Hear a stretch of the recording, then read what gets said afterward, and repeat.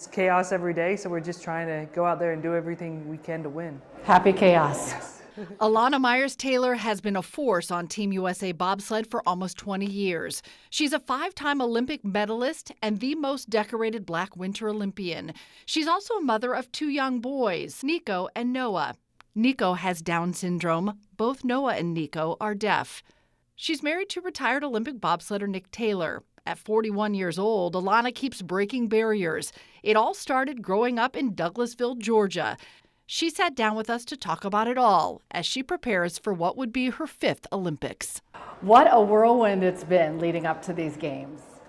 Yeah, it's been wild. Just everything that's been going on and traveling around with the family and figuring everything out logistically, it's been quite the chaos.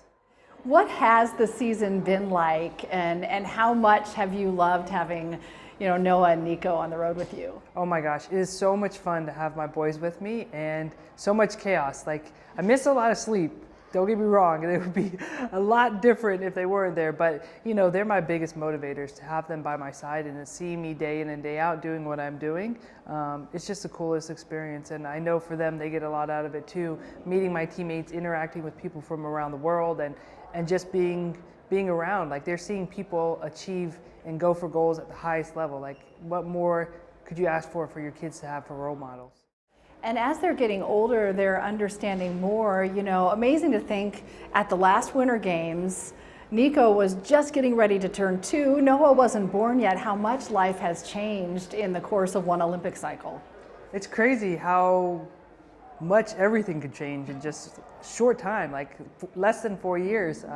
And so now we've got the 2 of them, and it's just been so much fun. And now they're able to watch races and understand and see what's going on. I remember when we first had Noah on tour, like, he would watch the race and see mommy on TV and not understand that mommy's coming back, that mommy's just down the road, and mommy's just doing her race for a little bit of time, and she'll be back in the room pretty soon. So he had a hard time with it at the beginning, but now he really understands that, and every time he sees a bobsled, he signs mama. So it's been cool to see. And then Niko's always been cool as a cucumber.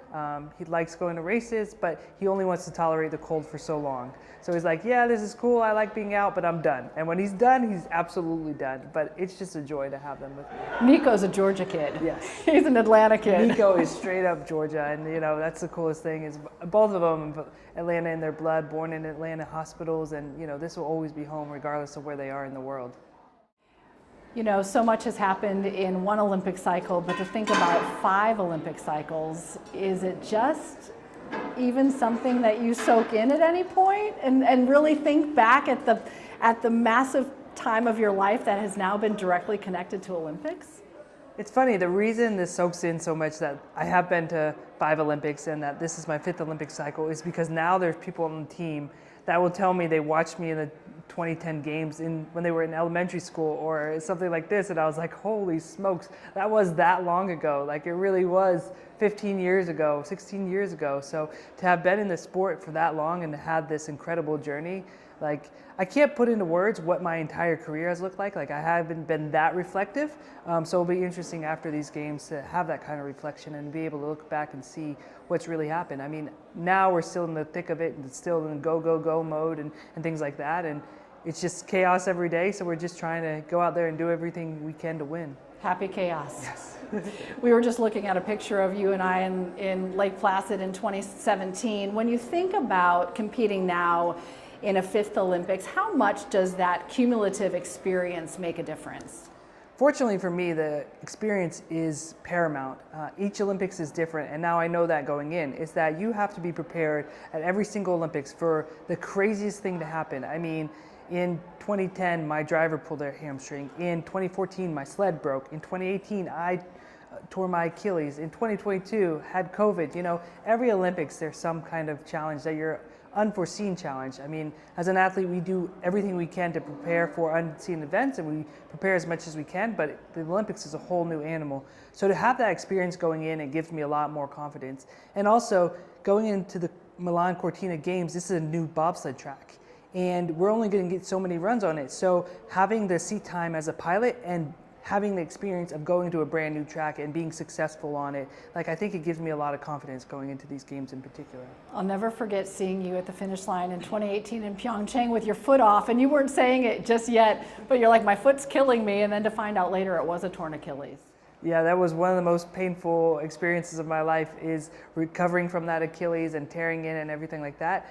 The good news is adrenaline got me through the races. We had to do a lot of really creative things to make sure I could compete, but the fact that I was able to compete and then come away with a medal, like, it was super exciting. And yeah, it was pretty painful though, so I was happy to get off of it and be done with those races. There's toughness as an Olympian, and then there's toughness as a working mom. Yeah, being a mom is way harder than being an Olympian.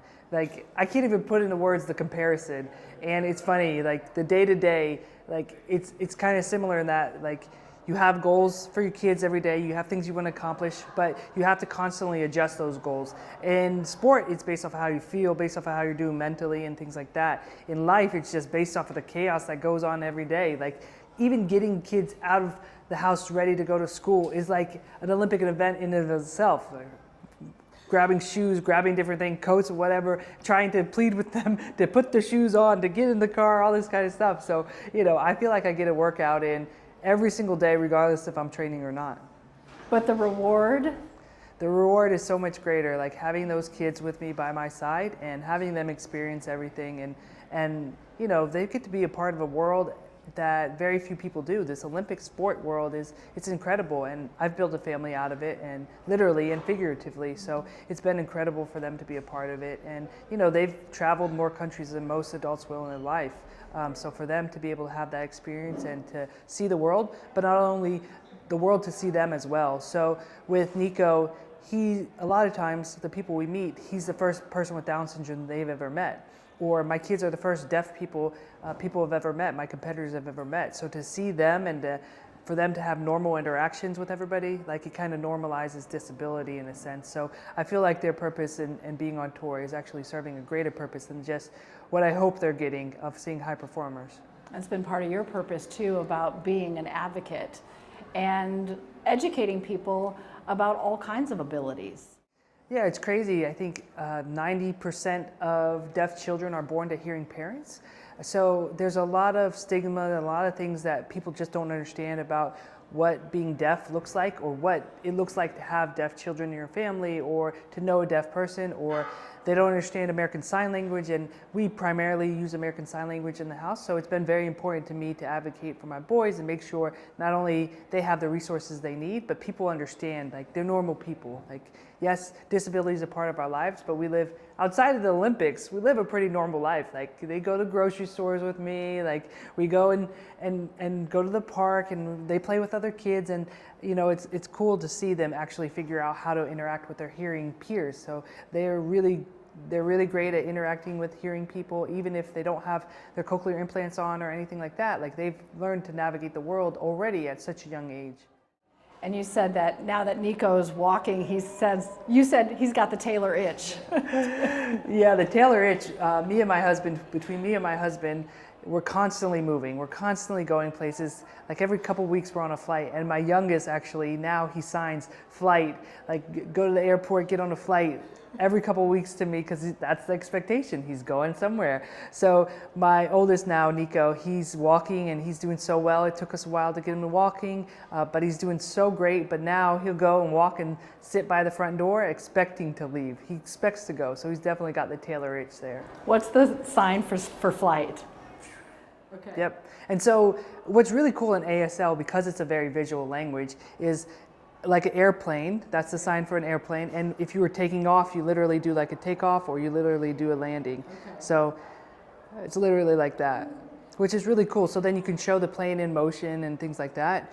And it's also really cool, like, I've partnered with Delta, and they're one of my biggest sponsors now. And so to have my kids on Delta flights and have them, you know, showing the flight attendants the different signs for flights, and Noah going up and down with the flights, like, it's been a really cool experience. And part of the reason that I've partnered with Delta is they've really been an airline for families. It's amazing the lengths the flight attendants will even go to make sure that my kids are communicated with. Like, one time, Noah was just as toddlers do, just completely freaking out on a flight. Like, I think it was an early morning flight or something like that. And the flight attendant said, "Hey, do you want me to go take him to get some cookies?" And she could tell, like, I was losing my mind at the time. And so she took him to get cookies, and she took him to the back, and he showed her the sign for cookie. And, you know, she didn't know much sign language, but it didn't matter. They were able to communicate, and she gave me a respite for just a second so I could deal with Niko, and move on and have a pleasant flight. I was going to say, it just makes sense that you're a Delta athlete, and then all roads kind of lead back to Atlanta, where your heart really will always be. Yeah, my heart will always be in Atlanta. I'm a Douglasville girl, and that's why it's so cool to partner with a hometown airline. Let's fast forward a little bit for when February comes and your home state is watching you, as everyone will. What will your message be to everyone at home? My biggest message is just thank you for all the support. Like, Atlanta will always be home. This will always be my community, and I could not do what I do without the support of my community and without the support of Atlanta and the entire state of Georgia. Like, you've literally raised me and gotten me to this point. So I'm excited to go out there and represent Georgia, hopefully one more time, and we'll see where it lands. You know, when we sat down before the last Olympics, you were talking about potentially retiring. What made you say, I'm going to give it another go? You know, it's funny because apparently at those games, I told several athletes that I was retiring. I told them that I was done. I don't remember that. But after 2022 and how hard it was, and having COVID and overcoming that and walking away with 2 medals, I was, you know, it felt like a really good cap on my career. Like, I had the 2 medals, and I was opening ceremony flag bearer. Didn't get to walk, but then I got named closing ceremony, and it felt like a good final chapter. However, then I had Noah, and it turns out he's deaf as well, and I felt even more this calling to go out there and do this with him as well. And if I could, give him the opportunity to see his mom at her finest and going out there and pursuing your goals. And to be honest, I was going to take it one step at a time, and I was going to take it 1 year at a time, because traveling the world with 2 kids is a whole nother ball game. And so I told myself, it's like, okay, we'll go 1 more year, we'll see if we're competitive, and if we're not, we'll just shut it down. And that first year, you know, there was plenty of ups and downs. I came out hot, and then we hit a dip, and I just wasn't winning anymore. And so I was really questioning whether or not we were going to continue, and then lo and behold, World Championships hits, and I win a medal. So then I was like, guess we're going, guess we're doing this. So it really has been one of those kind of things. It's been really cool to do this with my kids, but also to prove to myself that being a mom hasn't stopped me from pursuing my dreams. And all the stuff we encounter as parents, like, there's still a way. I'm not gonna lie, it's hard, it's not easy, but there's still a way to go after our goals and also be an example to our kids. After that World Championships, I was like, Mom still got it. She still got it.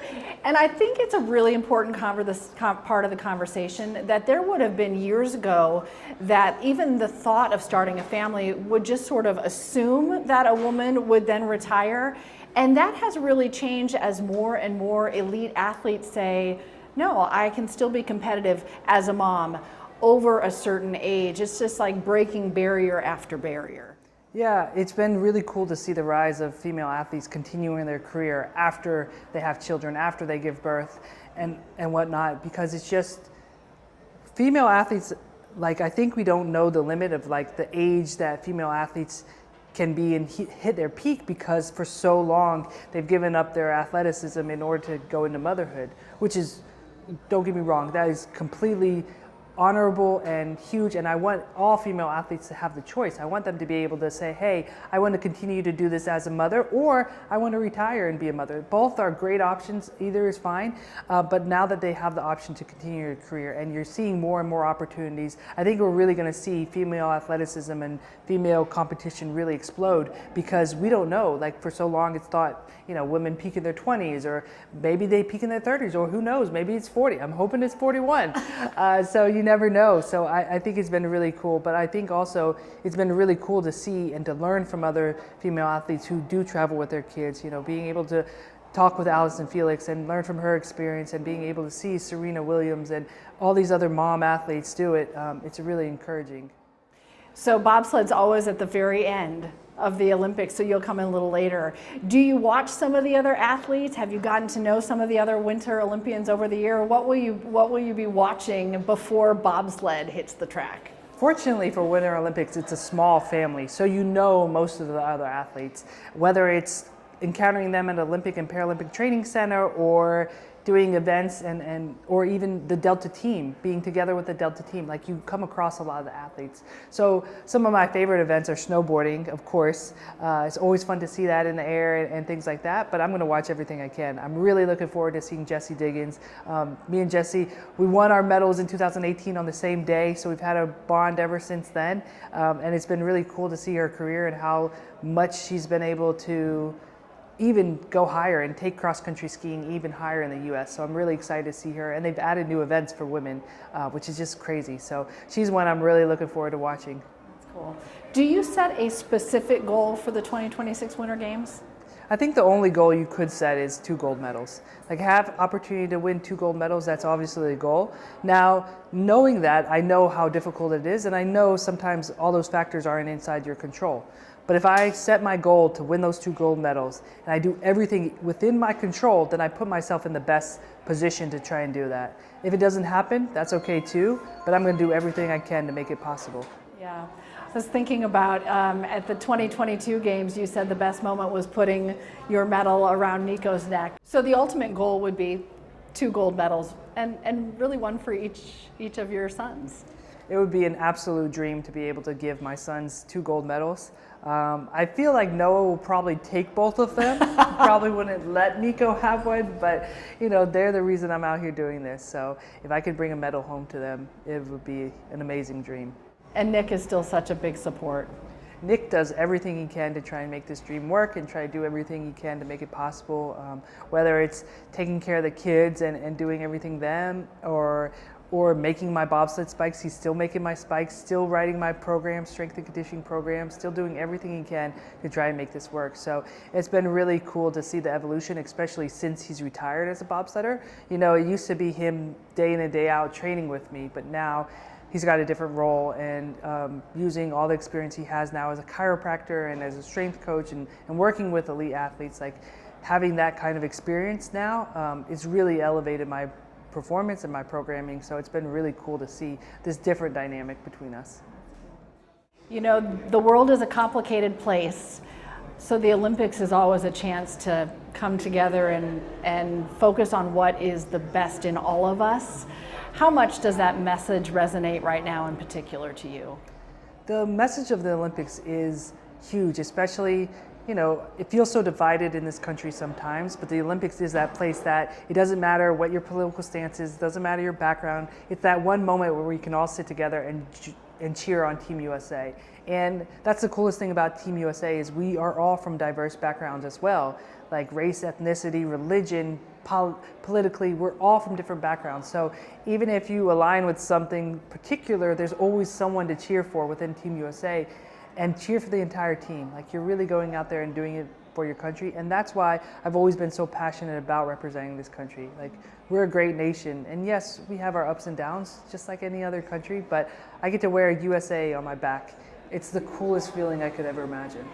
The power is in the unity, no doubt.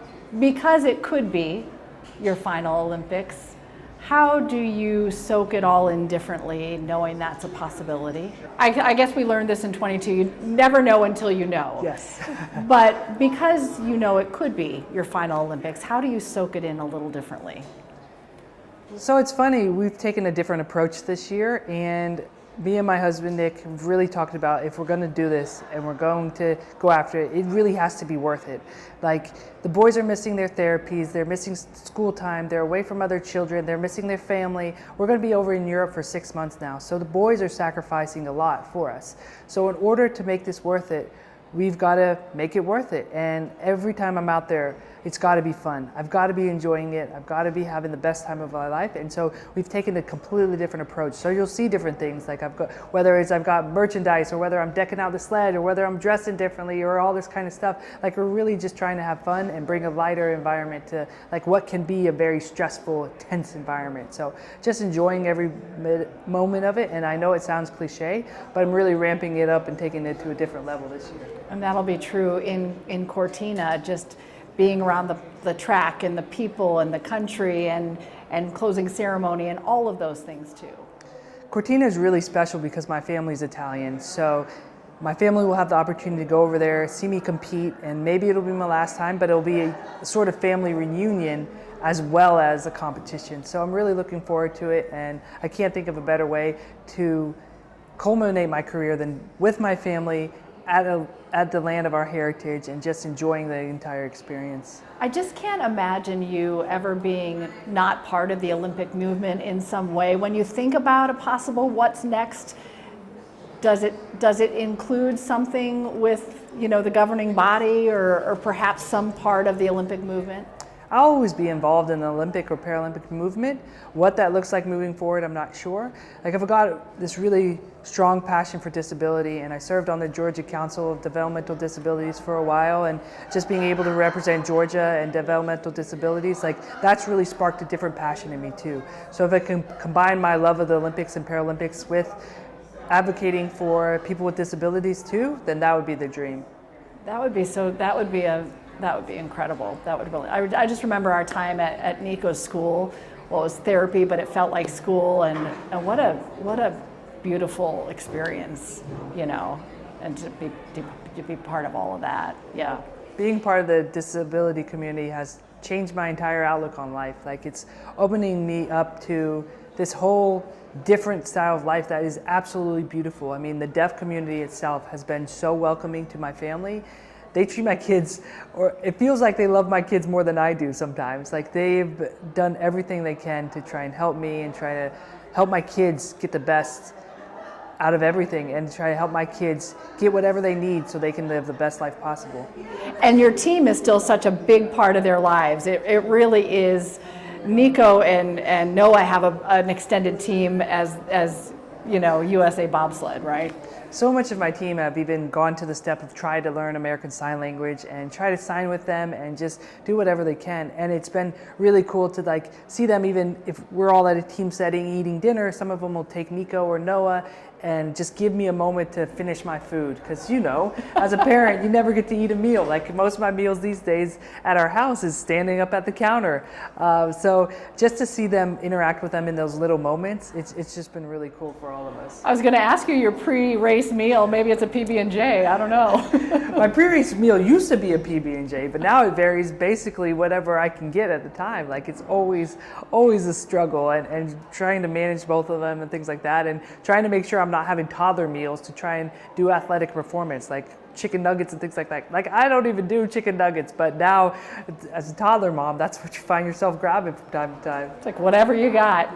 So because you are juggling so many things as an Olympian, as you're training with the boys, as a mom, what do you do right before that race to just focus on that one task and leave all of your other responsibilities in that moment to the sideline? Believe it or not, and I think most parents can appreciate this, it's like when I have that moment before competing, it's like my time. Like, it's finally time that I could focus on myself and I could make sure that I have whatever I need to do whatever I am set out to do, that I can go after my goals. And it's actually freeing in a sense, because, you know, parenting is so hard and your attention is drawn in so many different directions all the time. Before a race, it's actually like the time I get to focus on myself. So it's actually freeing in that moment to not have to focus on, you know, whatever the kids are doing, what's going on with the nanny, what's going on with my husband. Like, I just get to focus on that race and what's going on. So for me, it's actually become a little bit easier to be in the moment because I get to put all that stuff away and I can deal with it as soon as I cross the line. We'll be in Cortina for the opening ceremonies. Oh, you will? Okay. And there's a chance I could walk. It's just now a logistic matter of figuring out what happens with the kids and how that's going to look and everything like that. So we'll be there for the entire length of the games. We actually have training runs on the track prior to the opening ceremony. So we'll get on the track, get settled, all that kind of stuff. But how that looks for the opening ceremony, closing ceremony, I don't even know. We're going to take it step by step, and first step is qualifying and then go from there. You've done thousands of interviews in your Olympic career. Is there one question that you always wish somebody had asked you? Oh, that's a really good question. I can't think of one. Like, I think the good news about having been in this movement for so long is I've been able to share my story with so many different people. And there's a lot about me out there, a lot that I've been able to tell my story about, which has been huge, which has been amazing to be able to share my story and share my story now with my kids and my husband and all of that, because it's really been like Olympic sport has changed my life, and it's changed my life for the better, and it's given me a life and sport in general. So I always want to encourage people to take up sport. Like obviously it's not going to be at the Olympic level for everybody, but it's done so much for my life and improved it so much that I just encourage people to go out there and try. And at the last Olympics, you became the most decorated Black Winter Olympian. What does that mean to you? That's a wild statistic, and one I never thought I'd even accomplish. Like when I started bobsledding, I thought, hey, I'd win an Olympic medal and then I'd be out and then be done. So to have this career now and to be up there with so many accomplished Olympians and to have this statistic behind it, it's incredible. I never set out to do that. I just wanted to go out there and perform at my best. So anytime I can go out there and represent and show how diverse the Winter Olympics could be, show that it's one of those events, especially in bobsled, that regardless of where you come from, you can be successful. Like it's very important. Like for me, it was Vanetta Flowers and seeing her behind a sled that encouraged me to try for bobsled. So I believe if you see it, you can believe it, and you can achieve it. So if you see someone who looks like you, if you see myself or some of the other differently cultured athletes in the sled, then you believe you can do it and you can succeed. So it encourages more and more people to get out there and try it, and hopefully more will. Well, thank you for sharing your story all these years. It's just been a joy to get to know you and your family, and thanks for the way you represent Georgia and Atlanta and Team USA, and for all you've done. It's been an honor to be out here and compete for so long, and it's just a joy to do what I love and get the world to see it. Like I'm a performer. I love being on the stage. I love being out there, and I love people seeing everything I'm able to do. And also I just love being from Atlanta, like being here at the hometown, and any opportunity I have to come back. And fortunately, Delta will always bring me back. They'll always bring me home, and it's just been great. It's been a great career so far. Hopefully, fingers crossed. Do you still get nervous before you jump in? Absolutely. You do? There's never a time where I will not get nervous. You know, in bobsled, something dangerous can happen every single run. There's no run where you can just take off and take it easy. Like that's not the sport I'm in. But also, like that nervousness, that excitement, those butterflies are what keep me going in the sport. That's what keeps me pushing forward and things like that. Like it's just that feeling, I chase it. And it's going to be hard to find once I'm done with sport. I don't know what it'll look like, but I don't have to worry about that for now because I'm still competing.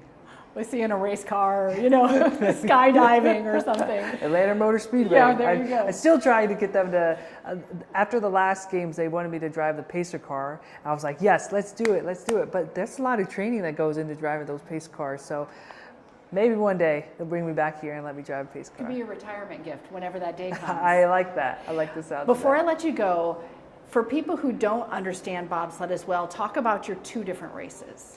So in the Olympics now, we have two different races. We have the monobob, which is just one person jumping in a sled. You push, you drive, and hop in, and it's just you. It's all on you. And then two-person, where I have a brakeman behind me. So I'm a pilot, the brakeman will be behind me, and they push, jump in, and then when they jump in, they just have their head in between their knees and ride in a low aerodynamic position. Versus I'm actually piloting these sleds down the track. Not leaning or doing anything like that, but actually driving the sleds down the track. Do you have a favorite? My favorite track in the world is hopefully Cortina, but right now it's St. Moritz, Switzerland. And do you have a favorite race? Ooh. Do I have a favorite race? I think my favorite race would actually be the monobob race in the 2022 Olympics, just because of how hard that was. And in that monobob race, my first run was just terrible. I had a really bad first run, and just coming off of everything, I was not in a good place mentally. So that first run was just really, really bad. But I fought the entire way through that race and fought myself all the way back up to a silver medal in that race. So I was really proud of that performance. It's one of the ones that goes down in my head as like one of my greatest performances because of how far I had come. Like to make up that kind of time and to put myself in a medal position was just really cool. That's a perfect example of why there is such a big mental piece of sport, not just the physical training, because you don't have much time to change your mindset to get back in, and you cannot be thinking of the first race when you're doing your second race, right? No, you've got to take every race as it comes and just go for it. And I really credit my team to that as well, and my coaches and Nick as well, is just telling me to keep pushing, keep going, keep going. And even we had an equipment change in between days, an equipment change that was risky because I wasn't sure if I had the control I needed, but I knew it would give me a little bit more speed if I could control it. But they believed in me, said, let's make the equipment change, let's go after this medal and let's see what can happen. And then going into the second day in 4th place and just fighting every single run to move myself in the medal position, it was really a special race. Did you watch Ted Lasso? Yes. I'm like, be a goldfish, be a goldfish. Yes. Short-term memory. You have to have a short-term memory, especially in bobsled.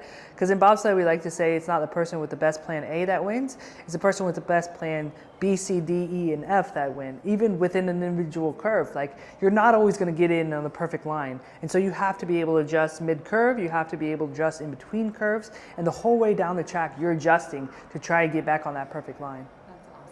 Now, if you had to pick between monobob and the double, what would you do? I'm a natural team sport athlete. Like I grew up playing softball. For so long, we only had 2 women, so I would say 2 women, but I've actually got a pretty good knack for monobob. It surprises me every time I get in. I'm like, I'm actually pretty good at this. It's probably my stronger event, but 2-man will always be my favorite. But 4-man will actually always be my favorite, but 4-man is not an Olympic option for women, so 2-man it is. It's always so much fun to talk to you. Likewise. Thanks so much. Thank you so much, Elana. Appreciate it.